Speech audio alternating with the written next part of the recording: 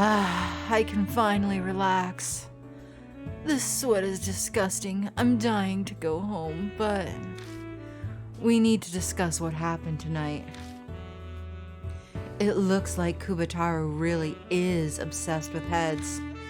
We've officially confirmed that rumor with our own eyes. Yeah, she seemed pretty happy when I gave her the dog pouch. Bet she thought it was a head. But a more fundamental question, what does Kubataru want to accomplish by collecting heads? No doubt it's some occult thing. Hazuki, that's your area of expertise. Any insights for us? I dug through my occult books last night looking for rituals. The only thing I could find that was even close is head-hunting tribes, but I doubt they relate to this. It's your time to shine. How are you so useless? The occult idol? Momo Karuz? This is looking more and more like false advertising to me. It's not my fault. I love the occult as a hobby. It's not like I have a degree in it. Passion aside, I'd say Natsumi is more well-versed than me. She is a horror author after all. That's right, Aunt Natsumi. She might know something. True enough, but she's out right now. Are you planning on waiting around until she comes back? I mean, I'm fine with that if that means I get to see her, but... No, she has notebooks with all the information she's gathered. They're in the bookshelf over there. So you're saying we're going to dig through Miss Natsumi's private stuff while she's not here? Sounds fun. I'm in. Pretty sure there isn't anything like what you're expecting, Amanomi. Oh, the info notebooks of a great author. I wonder if it's written in blood, or maybe there's hair stuck between the bunch of pages. I don't think there'll be anything like what you're expecting either, Hazuki. We make our way over to the notebook and start looking for Aunt Natsumi's notes. The notebooks contain things like summaries of traditions and collections of crime reports. Every note in neat handwriting that puts my scrawl that even I have a hard time reading to shame.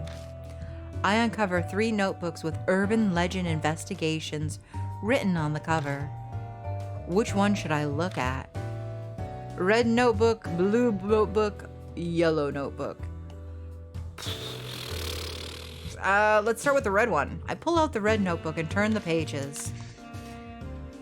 Oh yeah, this looks promising.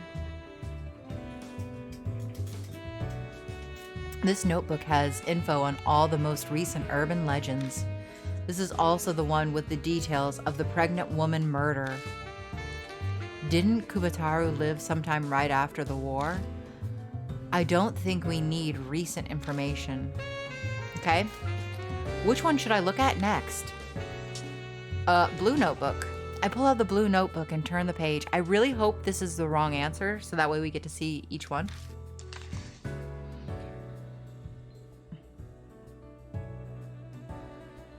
This notebook has info on urban legends from around 3 to 5 years ago.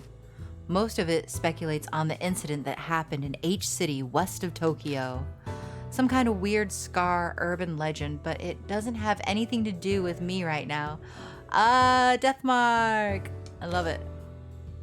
Someone I knew was involved in that incident, so I've heard a lot about it from them. I used a lot of details when I created the character of Momo Karuz. Yeah, you did. Which one should I look at next? The yellow notebook. I pull out the yellow notebook and turn the pages. Oh, this one looks different even. This notebook has info on a variety of articles involving the Shinzo Ward. The dates cover a wide range, even going back as far as 50 years ago. Aunt Natsumi wrote notes on each and every one of the articles. Flipping the pages, I come across an article about Kentucky cedars. A local paper looked back on the former brother cedar trees, Taru Kentucky and Jaru Kentucky. Guess Aunt Natsumi became interested and looked further into it. Thank God. During my investigation, I obtained a journal which reveals the truth about the Kentucky cedars.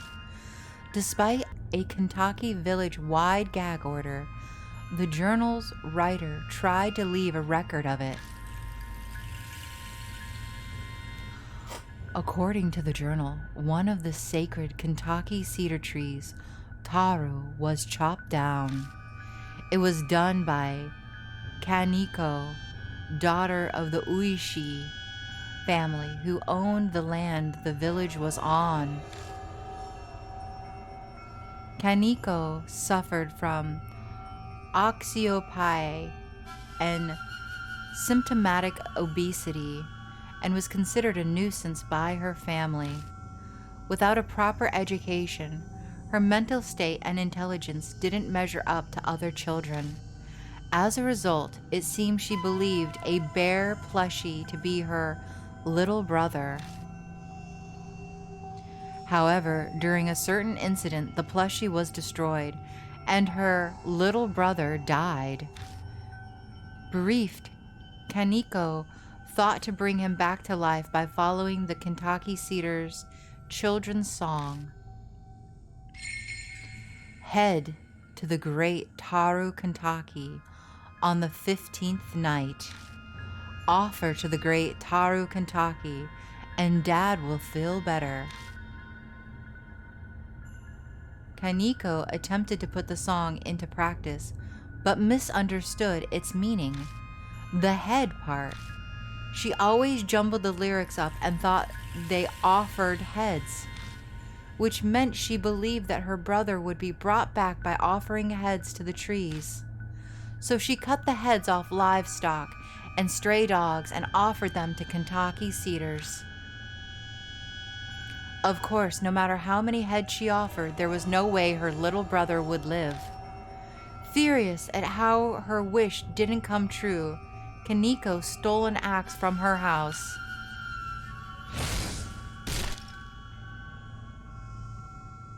And chopped down the sacred Taru Kentucky tree. Her angry father captured her and tied her to the brother cedar, Jiro. Alienated by her family, feared by the villagers, Kaneko was left to starve to death. The corpse was never removed and decayed at the base of Jiro Kentucky tree. Kaneko could be heard worrying over her precious little brother all the way up to her death. After Kaneko's death, the Jiro tree was tied to an inexplicable death. After the loss of the two sacred cedars, Kentucky villagers was repeatedly struck by lightning. To calm the ill-omened events, the citizens built many shrines where the trees used to grow. At the transmission tower where Taro used to be, and the shopping district where Jiro had been. Poor girl. There's nothing else on the Kentucky cedars. The story contained in Aunt Natsumi's notes the tragedy of a girl who misunderstood the meaning of a children's song. An absurd public execution like that would never happen nowadays, but village society back then was very insular. It could have actually happened. It seems the Oishi family had complete control over the village. The villagers were such obedient saps, they followed the gag order until their deaths. They saw Kaneko tied up and still left her to die. The villagers are accomplices to all this. Maybe they maintained the secret because they also felt guilty. So this kid named Kaneko is Kubataru? Yeah, must be. If we combine this with what we read on the site, the girl called Kubataru must be Miss Kaneko. The notes say the girl was giant, which matches with Kubataru's appearance. The part about gathering heads also matches. Those heads you saw earlier at the well, no one else but Kubataru would have gathered them. Then you're saying those heads are to bring her little brother back to life. But didn't Kaneko cut down the cedars because it didn't work? Why is she gathering them now? Could be a deeply ingrained delusion? Spirit behavior is affected by the regrets and grudges they had when alive, right? If she doesn't know of any other way, then she'd got no choice but to frantically keep trying and hope for a miracle. If that's true, then she's a pitiful existence, forever working for a wish that'll never be granted. The only ones who can end Kubataru's delusion are probably us. You're right. It's late. Let's call it for today. Okay. Almost dying completely wore me out. Leaving the bar, we parted ways in front of the station. Aminomi has plans to go out drinking with an important figure. The election is almost here, so he's got a lot going on. Hazuki apparently needs to stop by the agency and talk to her manager about work. Everyone's pretty busy.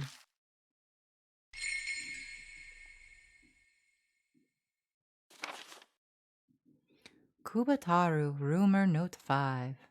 One who cut down tree. Landowner Oishi, daughter Kaneko, not bright, nuisance.